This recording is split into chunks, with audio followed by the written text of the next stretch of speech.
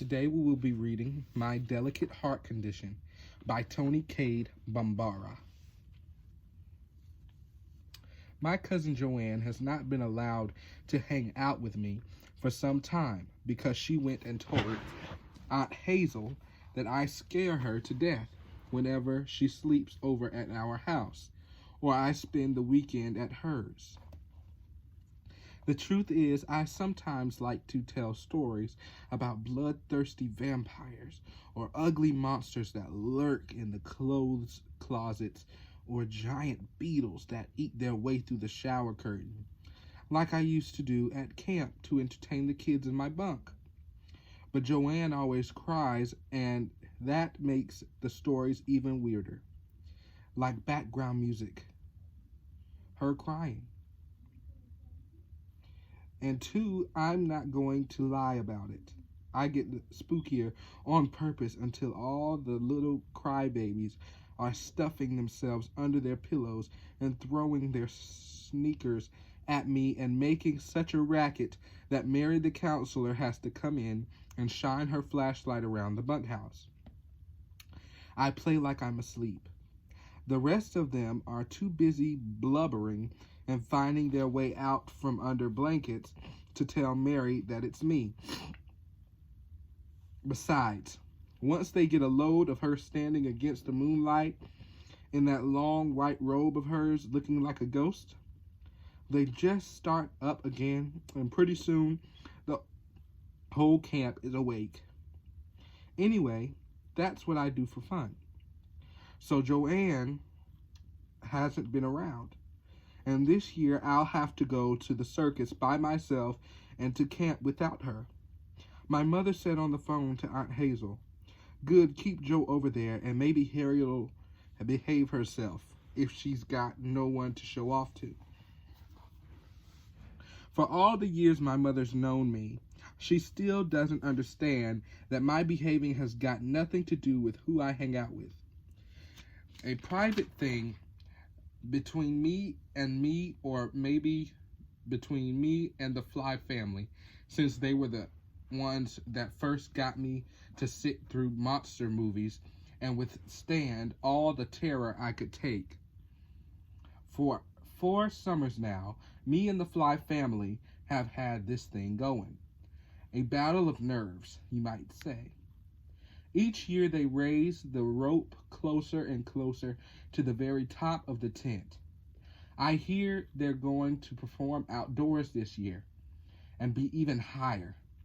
And they stretch the rope further across the rings where the clowns and the pony riders perform. Each year, they get bolder and more daring with their rope dancing and swinging by the legs and flinging themselves into empty space, making everyone throw up their hands and gasp for air until Mr. Fly, at the very last possible second, swings out on his bar to catch them up by the tips of their heels. Everyone just dies and clutches at their hearts. Everybody but me. I sit there calmly. I've trained myself. Joanne used to die and duck her head under the benches and stay there till it was all over. Last summer, they really got bold. On the final performance, just before the fair closed and some revival type tent show comes in and all the kids go off to camp, the Fly family performed without a net.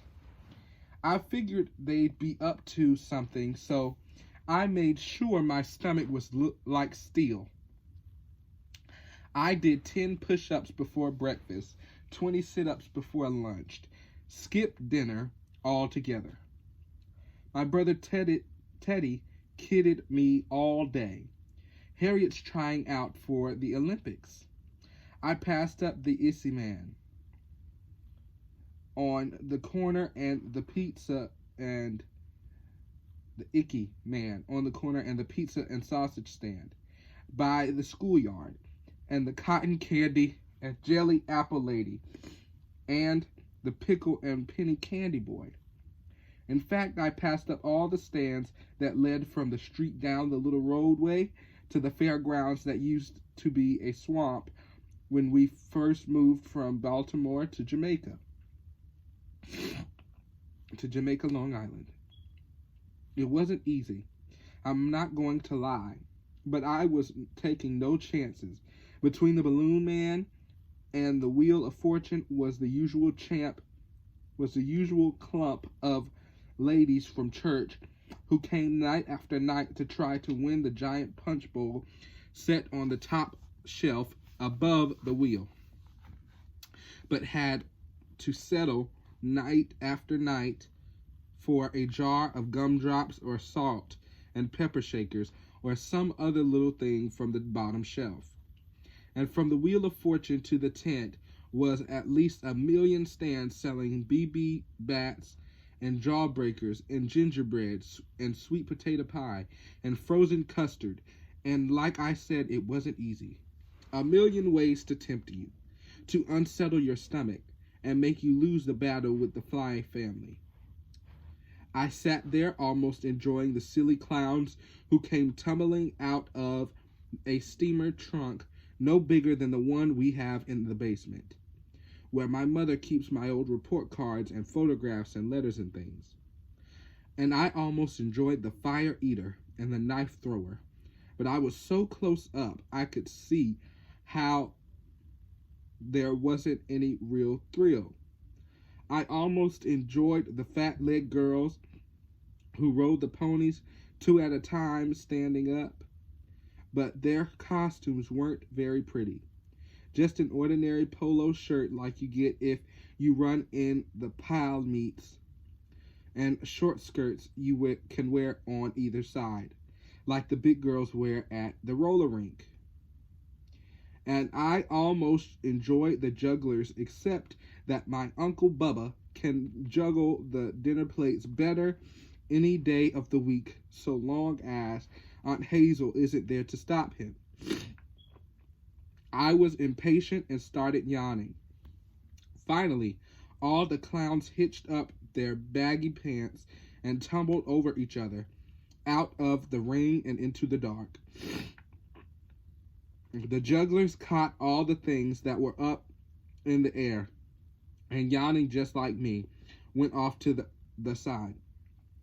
The pony girls brought their horses to a sudden stop that raised a lot of dust, then jumped down into the dirt and bowed. Then the ringmaster stepped into the circle of light and tipped his hat, which was a little raggedy, from where I was sitting, and said, "And now, ladies and gentlemen, what you've all been waiting for, the main attraction, the Fly family." And everyone jumped up to shout like crazy as they came running out on their toes to stand in the light and then climb the ropes. I took a deep breath and folded my arms over my chest, and the kid next to me went into hiding, acting like she was going to tie her shoelaces. There used to be 4 of them. The father, a big guy with a bald head and bushy mustache and shoulders and arms like King Kong. A tall, lanky mother, whom you never guessed could even climb into a high chair or catch anything heavier than a ping pong ball to look at her. The oldest son, who looked like his father, except he had hair on his head but none on his face, and a big face it was, so that no matter how high up he got, you could always tell whether he was smiling or frowning or counting. The younger boy, about 13, maybe had a vacant stare, like he was 1,000,000 miles away feeding his turtles or something. Anything but walking along a tightrope or flying through the air with his family. I had always liked to watch him because he was as cool as I was. But last summer the little girl got into the act, My grandmother says she's probably a midget, 'cause no self-respecting mother would allow her child to be up there acting like a bird. Just a baby, she'd say. Can't be more than 6 years old. Should be home in bed. Must be a midget. My grandfather would give me a look when she started in, and when we'd smile at her together. They almost got to me. That last performance, dodging around with new routines, and two at a time, so that you didn't know which one Mr. Fly was going to save at the last minute. But he'd fly out and catch the little boy and swing over to the opposite stand where the big boy was flying out to catch them both by the wrists, and the poor woman would be left kind of dangling there, suspended. Then she'd do this double flip, which would kill off everyone in the tent except me, of course, and swing out on the very bar she was on in the first place.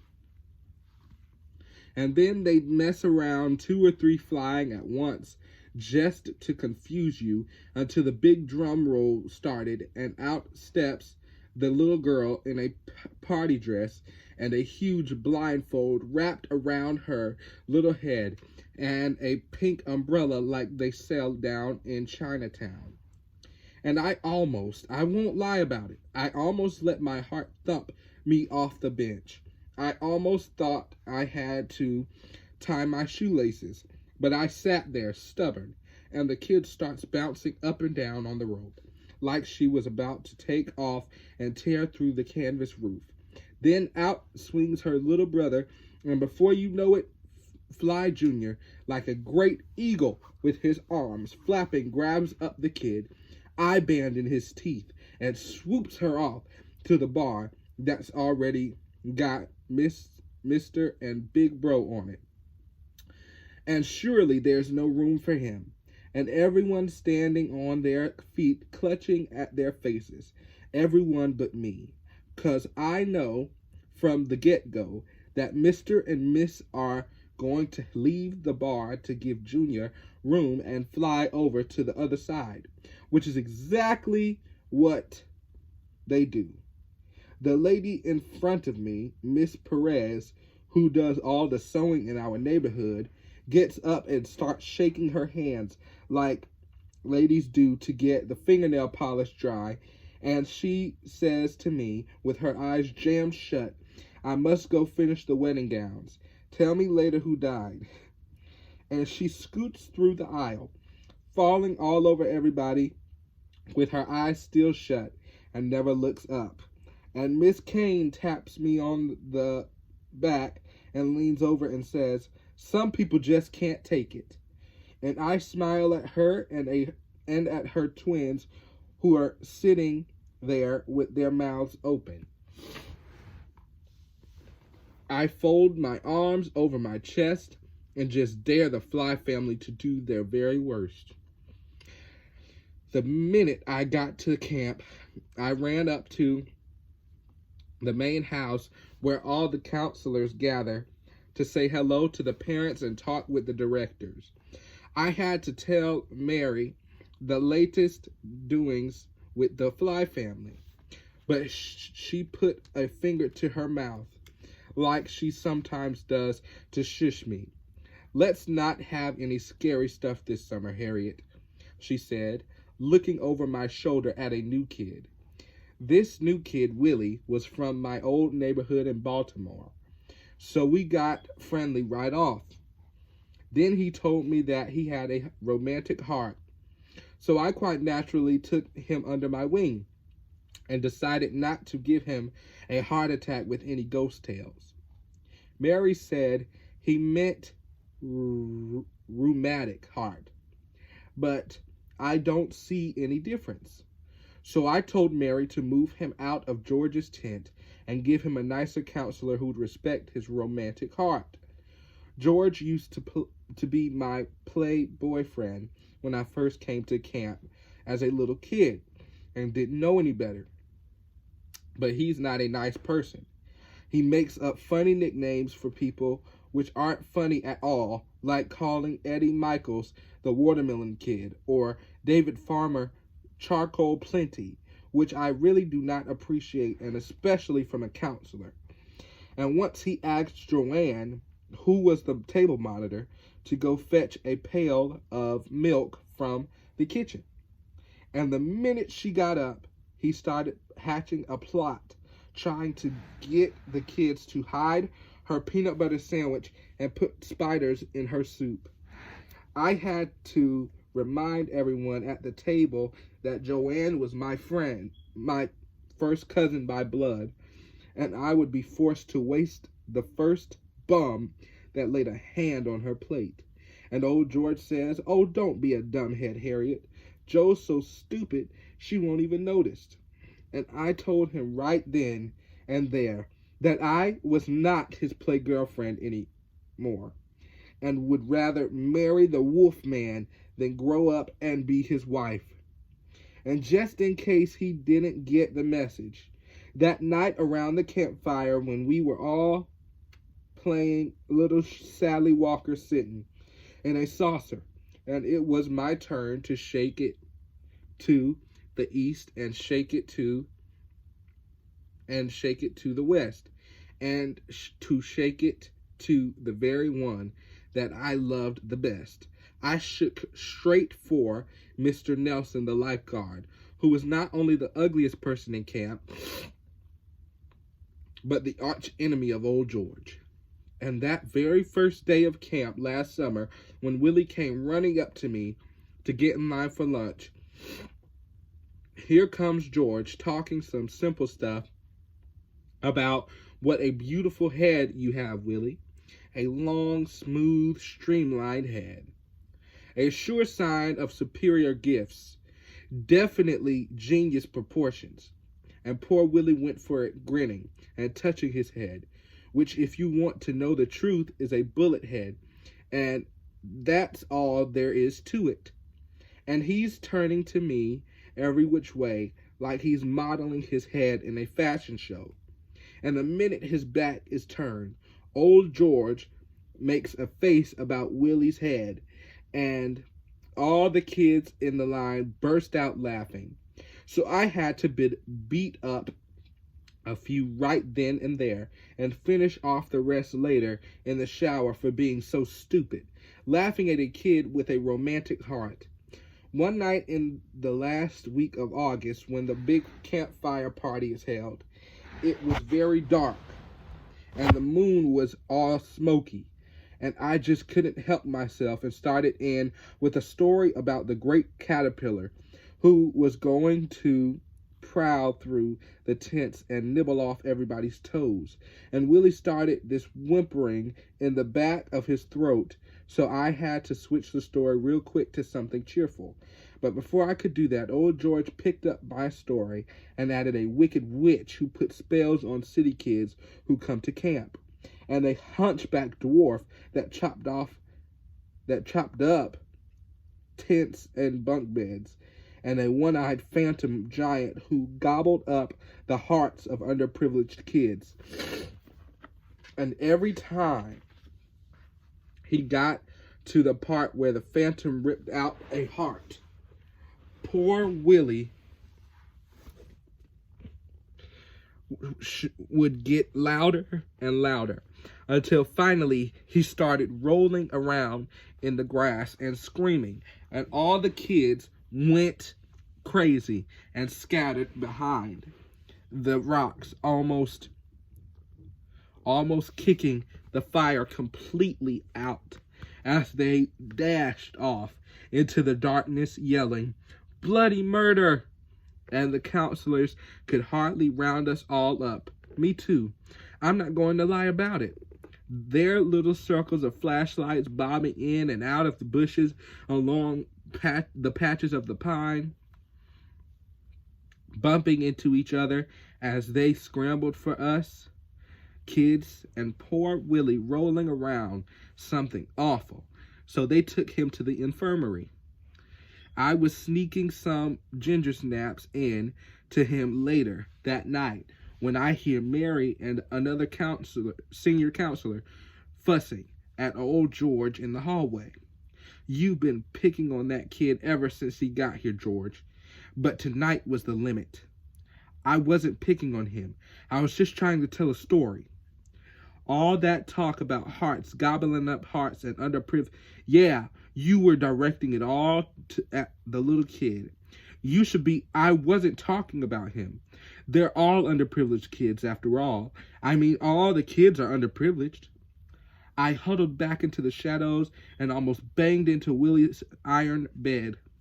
I was hoping he'd open his eyes and wink at me and tell me he was just fooling, that it wasn't so bad to have an underprivileged heart. But he just slept.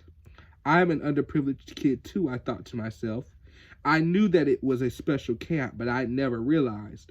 No wonder Aunt Hazel screamed so about my scary stories, and my mother flicked off the TV when the monsters came on, and Mary was always shushing me. We all had bad hearts.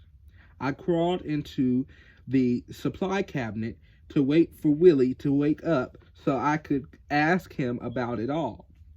I ate all the ginger snaps, but I didn't feel any better. You have a romantic heart, I whispered to myself, settling down among the bandages. You will have to be very careful. It didn't make any difference to Aunt Hazel that I had changed, that I no longer told scary stories or dragged my schoolmates to the latest creature movie, or raced my friends to the edge of the roof, or held my breath or ran under the train rail when the train was already in sight. As far as she was concerned, I was still the same old spooky kid I'd always been. So Joanne was kept at home. My mother noticed the difference, but she said over the phone to my grandmother, she's acting very ladylike these days, growing up. I didn't tell her about my secret, that I knew about my heart. I was kind of glad Joanne wasn't around, because I would have blabbed it all to her and scared her to death. When school starts again, I decided I'll ask my teacher how to outgrow my underprivileged heart. I'll train myself, just like I did with the Fly family. Well, I guess you'll want some change to go to the fair again, huh? My mother said, coming into my room and dumping things in her pocketbook. No, I said, I'm too grown up for circuses. She put the money on the dresser anyway. I was lying, of course.